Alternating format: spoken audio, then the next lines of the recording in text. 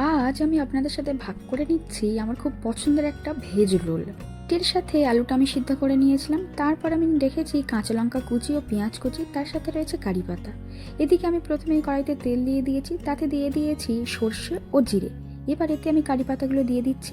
এটাকে একটু নাড়িয়ে আমি ওই পেঁয়াজ আর কাঁচা লঙ্কা কুচিটা দিয়ে দেবো। এটাকে এবার আমি খুব সুন্দর করে খুব ভালোভাবে করে একটু ভাজা ভাজা করে নেব। এরপর এখানে এই সিদ্ধ করে রাখা আলুগুলো আমি দিয়ে দিচ্ছি। এমন সুন্দর একটা লাল রং এসেছে দেখুন তো।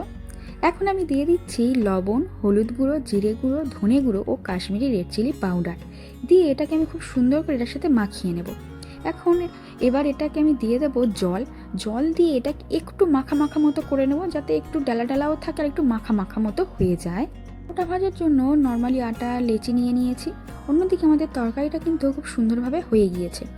ওই লেচিটা থেকে বেশ একটা বড় সাইজের একটা রুটি মতো বেলে নিয়েছি। এবার সেটাকে তেল বা ঘি যা ইচ্ছা দিয়ে ভেজে নিই। এখন এটার উপরেও আমি ওই আলুর ওই মশলাটা দিয়ে দিচ্ছি। একটু ভরে ভরেই আলুর মশলাটা আমি এখানে দিয়ে নিয়েছি। এরপর এখানে আমি দিচ্ছি সস। আপনাদের পছন্দ মতো যে কোনো সসই নিতে পারেন।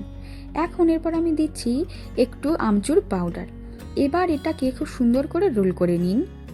এটা খেতে নর্মাল দোকানের রোলের থেকেও কিন্তু শতগুণে ভালো, আর তার সাথে সাথে হেলদিও বটে।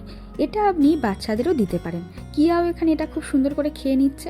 এখন এখানে আমি আমার জন্য একটু কফি তৈরি করছি। গরম গরম কফির সাথে এই রোল। নমস্কার।